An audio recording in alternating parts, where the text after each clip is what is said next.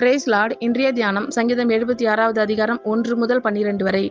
யூதாவில் தேவன் அறியப்பட்டவர், இஸ்ரவேலில் அவருடைய நாமம் பெரியது. சாலேமில் அவருடைய கூடாரமும் சீயோனில் அவருடைய வாசஸ்தலமும் இருக்கிறது.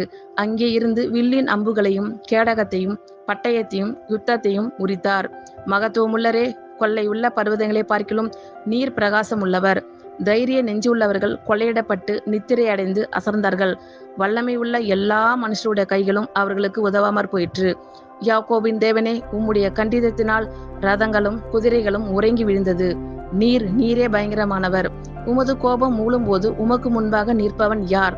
நியாயம் விசாரிக்கவும் பூமியில் சிறுமைப்பட்டவர்கள் யாவரையும் ரட்சிக்கவும் தேவரீர் எழுந்தளின போது வானத்திலிருந்து நியாய தீர்ப்பு கேட்க பண்ணினீர். பூமி பயந்து அமர்ந்தது.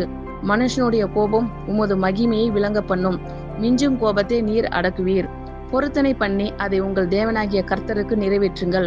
அவரை சூழ்ந்திருக்கிற அனைவரும் பயங்கரமானவருக்கு காணிக்கைகளை கொண்டு வர கடவர்கள். பிரபுக்களின் ஆவியை அடக்குவார். பூமியின் ராஜாக்களுக்கு அவர் பயங்கரமானவர். ஆமேன். கர்த்தர் உங்கள் அனைவரையும் ஆசீர்வதிப்பாராக. God bless you all.